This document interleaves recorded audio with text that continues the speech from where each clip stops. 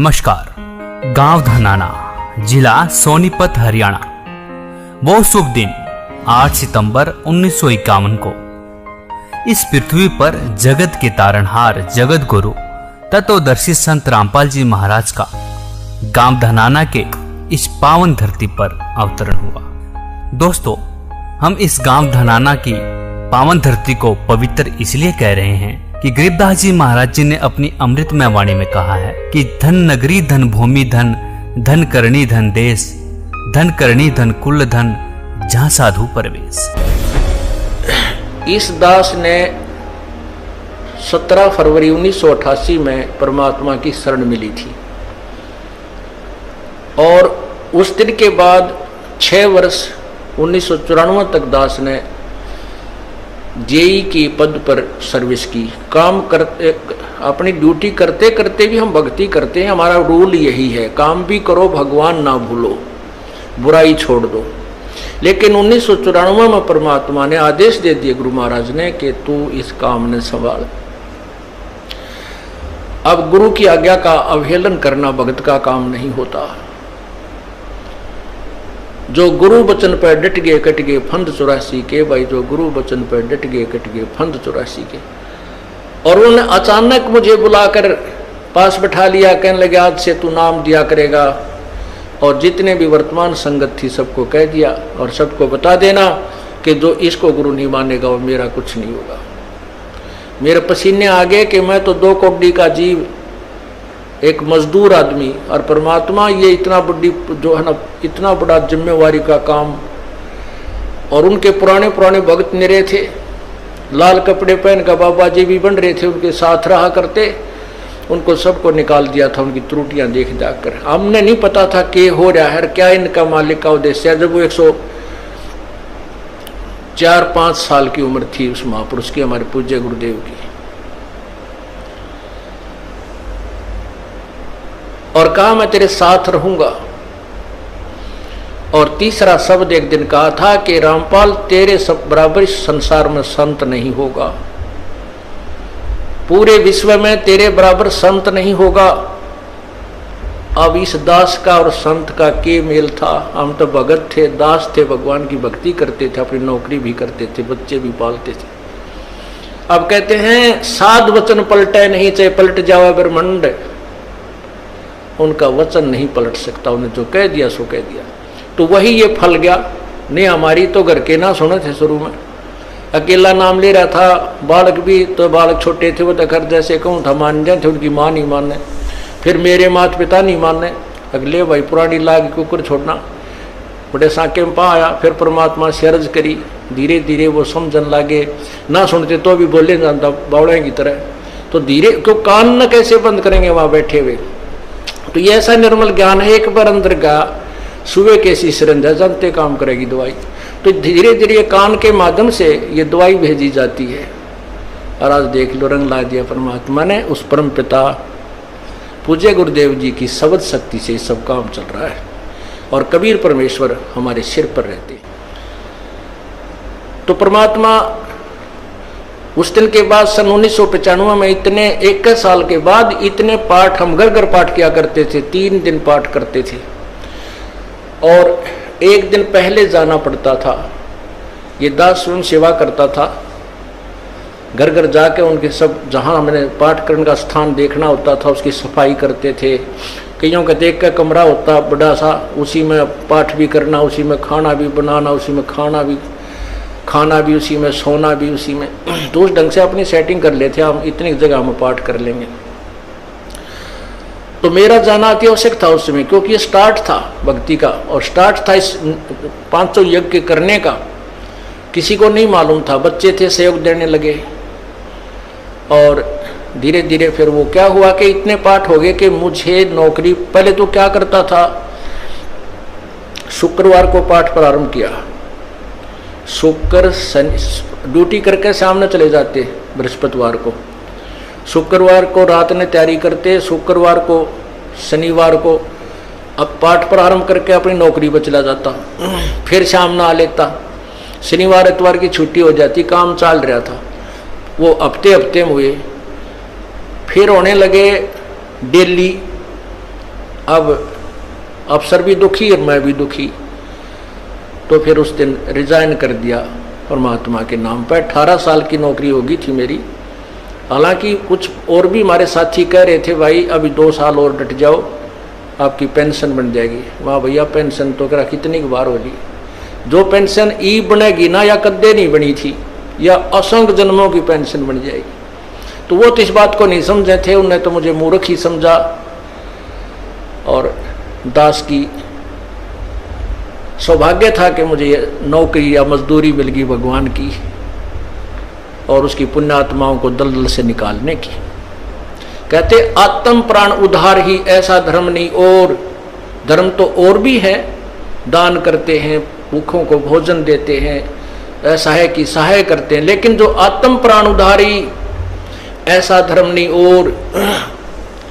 धर्म तो ये भी है जो गौशाला बना रखी है। धर्म वो भी है जो चिड़िया ऊपर चुग्गा डाल देते हो पशु पक्षियों को।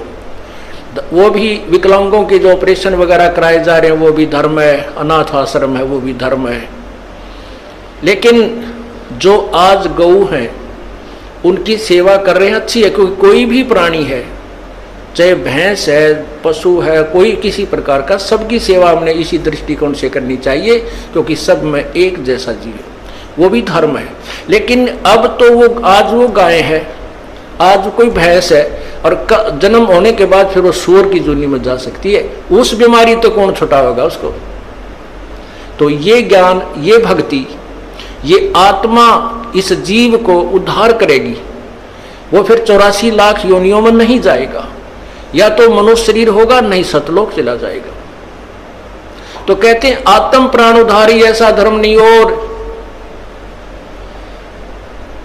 तो इस दास को ये आत्म प्राण यानी जीव आत्मा के उद्धार की मजदूरी मिल गई और सहर्ष शुक्र मनाता हूं प्रभु, आपने कैसे दया करी 2 कौड़ी के जीव पर।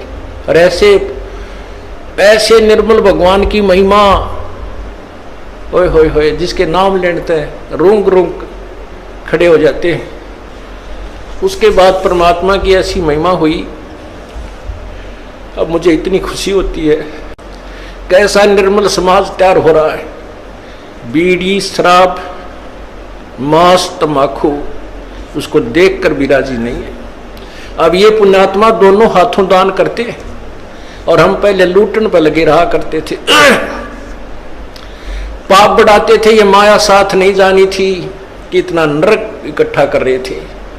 और परमात्मा क्या कहते हैं, सतगुरु के सजदा करूं कर्म छुटाए कोटि, और जो ऐसे सतगुरु की निंदा करे फिर जम तोड़ेंगे होठ। अब जो लोग बिना देखे सोचे समझे और भक्तों की संतों की बुराई करते हैं, अब क्या बताते हैं कि सतगुरु के सजदा करो जिसने कर्म छुटाए कोट, करोड़ों पाप कर्मों से हटाकर और पुण्य कर्मों पर लगा दिया। कितने पाप कर्म बचा दिए हमारे। और जैसे ऐसे सतगुरु की जो निंदा करते हैं, कहते हैं उनके जम तोड़ेंगे होठ, यम के दूत उनके इसे लठ मारेंगे, चाहे कितने लागो, मुंह पे, होठा पे। होठ इसलिए कहा कि इस पर ज्यादा दर्द होया करे, सोई भी बुढ़ी आया करे। तो कहते हैं वो जम तोड़ेंगे होठ जो बकवाद किया करते थे, संतों की निंदा करते थे। नित्यानंद जी महाराज ने यहां तक कहा है, भाई तू ना मानता ना, ठीक है, अपना और काम कर ले, और कुछ कह सुन ले, पर संत की निंदा मत करिए, ये तेरे लिए बहुत जबरदस्त पाप बन जाएगा। लेकिन जो इस मार्ग से परिचित नहीं है, वो नादान बच्चे आग में हाथ दे देते, बिजली के तार को छू लेते। और ज्ञान होता सत्संग से, और सत्संग में ये काल नहीं आने देता। तो उस दिन के बाद परमात्मा की ऐसी रजा हुई कि बाग लाग गया भगवान का। और यही प्रार्थना करता रहा, परमात्मा तेरे बच्चे तुझे समझे पहचाने। दास को ये नौकरी दी है, इसमें सफल भी आप ही करोगे। इन लोगों ने तो आपको भी नहीं बख्शा था। जब जिस समय आप यहाँ आए थे, काशी में 120 वर्ष रह कर गए, सारा जीवन आपके पीछे पड़े रहे, उन दुष्ट आत्मा स्वार्थियों ने अपने स्वार्थ के लिए जनता को सत्य ज्ञान नहीं समझने दिया और परमात्मा को बहुत यातनाएं दी गई। अब उनकी जो यातनाओं उनके साथ जो हुए संघर्ष को देखकर इस दास का दिल डटा हुआ है कि हमारे साथ तो अभी कुछ भी ना हुआ है। जो उस परमात्मा के साथ कितना तेल के कढ़ाई में डाल दिए, कितना काट काट के घेर दिए, कितना कुएं में डाल के ऊपर तो डले ठोक दिए, फिर भी डोके न पाए। वो तो समर्थ थे और जनता कुछ नहीं बिगाड़ सकी और ना ही उनको समझ सकी। समझना चाहिए था, कुछ लोग समझे भी थे, लेकिन बाद में फिर वो ठीक ढंग से ना लगे तो भगवान ने उनको स्वयं ही रिजेक्ट कर दिया था। परमात्मा क्या बताया करते थे, कैसा एथेंटिक उदाहरण दिया करते थे। अपने आत्माओं क्या बताते हैं, भाई सिर साटे की भक्ति है और कछो नहीं बात, सिर के साटे पाई यो अवगत अलख अनाथ। अब शीश कैसे देना है, शीश ये नहीं भाई काट के सिर चढ़ा दे भगवान के चरणों में, ऐसे नहीं। जैसे आपको परसों के सत्संग में सुना था कि गुरुदेव को समर्पण कर दिया जाए। समर्पण का अर्थ यह है कि जो आज्ञा दे वही की जाए, चाहे वो बुरा लग रहा है चाहे अच्छा लग रहा है, उसमें हमारा हित है, अति हित होता है। और संत क्या कहते हैं, भाई बीड़ी शराब मांस तम्बाकू ये मत पीना। संत कहते हैं चोरी जारी नहीं करना, डाके ना डालना, किसी की जेब ना काटना, ये महापाप है तेरे लिए। अपना करके खाना बेटा, भगवान भजना, इससे तेरा कल्याण होगा।